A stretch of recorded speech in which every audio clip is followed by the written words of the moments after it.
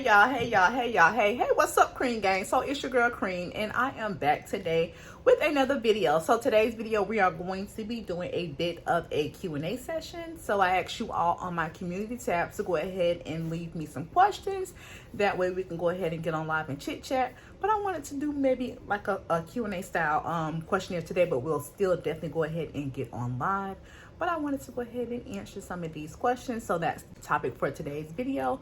And you all are keep asking me about remittances, so I want to go over that in this video today because another question did come up. If you are already not subscribed to the channel, go ahead and make sure that you hit that subscribe button, turn on your notifications so you don't miss another video from me. Go ahead and drop a comment today to let me know you're rocking with the girl, and if you found any of today's information valuable, go ahead and like the video for me as well. So let's get into it. No fluff. The first question that you all asked me was, can you discuss how consumers are not supposed to pay water, gas, electricity, and heat bills? The comment states that the utility companies are actually nonprofit organizations and are not supposed to collect payment. This is another great discussion, which it is a great discussion. So how are consumers not supposed to pay bills? Well, the United States is a corporation pursuant to federal law. And what is a corporation? So when you go and you incorporate a company, you are going to say that this company is legal, and they give you what in exchange? A piece of paper to say that your company is legal, right? So pursuant to federal law, the United States is defined as a corporation. We're supposed to be, as people, human beings, we're supposed to be citizens. But how can you be a citizen to a piece of paper, right? So how can a living being, can you be a citizen to a piece of paper, to a corporation? The United States is a corporation. How can you be a citizen to the corporation? As we all know, the Emergency Banking Act of 1933 called for all gold, bullion, and silver to be turned in exchange for them to provide, or the government to provide consumers basic needs. So they took our birth certificates, social security numbers, turned them into accounts, and that's how we're supposed to be getting our debt discharged. So a lot of people are not aware of the processes, which is why everyone is in a frenzy over consumer law. It has been in play for some time. So I did speak about earlier, I think on one of my earlier videos on YouTube, or later, depending on when you watch this video, I did share a bit of a story time. I was working in banking. I worked in banking for like 4 years. I worked in banking. And one day I had a little old lady call, and she's like, oh, I need help with getting my coupons to the bank. And she called for customer service for something regarding a coupon and depositing into the bank. And me at that time, having no prior knowledge of consumer law, not knowing anything that was going on, I'm like, no. And then one of my fellow co-workers tapped on me. He was like, place her on hold. So I placed her on hold. And they actually explained to me that, you know, older people come in with coupons and they submit those for their bills. And this was in 2011 or 12, something like that, when I was working in the bank. So I had no idea what remittance coupons were at that time, no idea of how the process worked. But this process definitely has been in place, and this is how we're supposed to be getting our bills discharged. But to answer your question, how consumers are not supposed to pay bills, because we don't owe any debt. We don't. 18 USC 8 states that all consumer debts or all consumer bills are the obligation of the United States, which is a corporation. They took our information, turned us into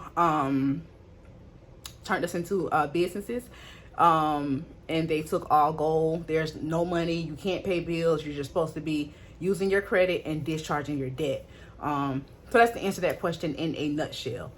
There was another statement made here on YouTube. It says that a lot of people don't know that their credit card is not an open-end credit, and by law, consumers are not supposed to have credit limits on their credit cards.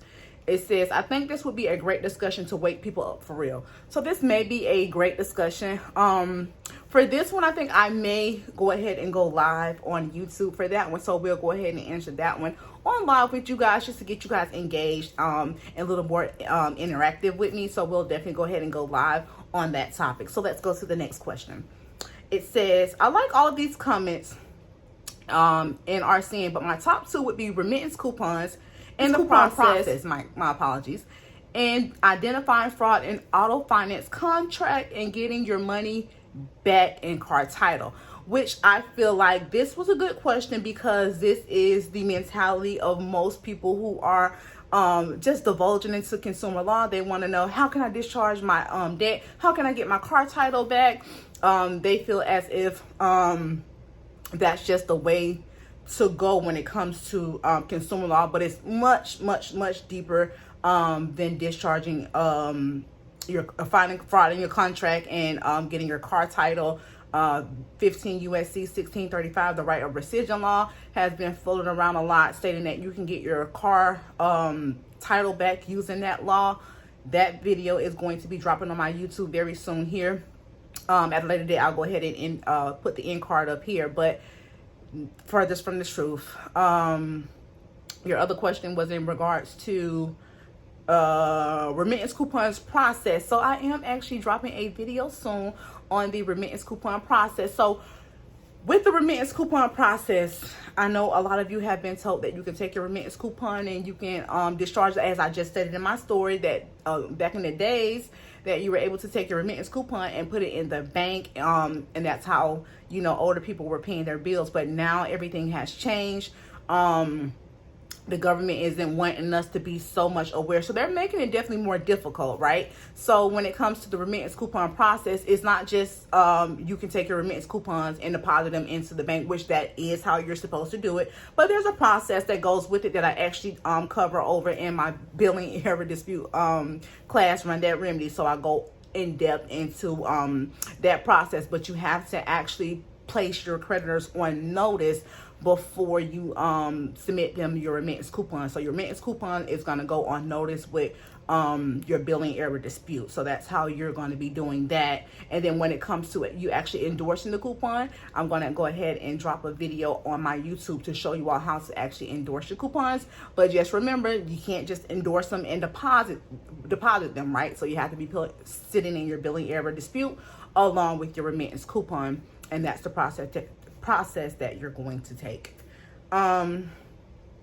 And someone else states, does anyone have a clear-cut working process on exactly how to handle these remittance coupons, which I just covered and went over? I admit I have followed what other people have said they do, and it never worked, and that's because there is a two-step process to it. So like, as I just said, you just can't take your remittance coupons, endorse them properly, and then put them into your bank, because the bank is going to look at you crazy. Most people don't know what to do now. It's been some years, and sometimes in some banks like BB&T and SunTrust merged to make Truist now.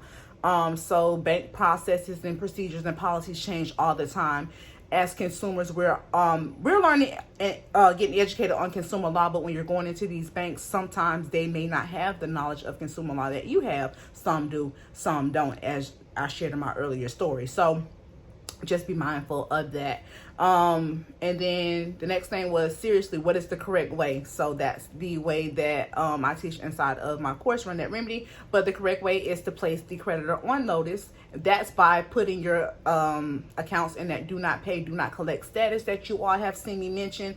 So you want to put your account in that do not pay, do not collect status with that billing error dispute.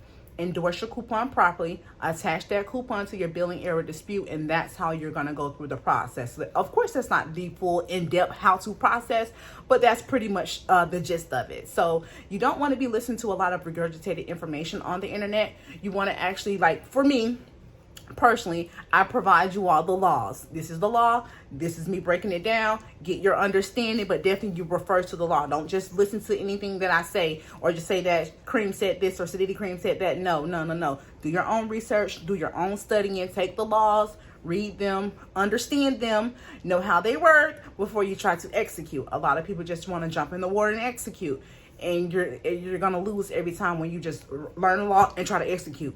There's processes in place. I can't stress that enough. There are processes in place. If you're trying to just execute, guess what?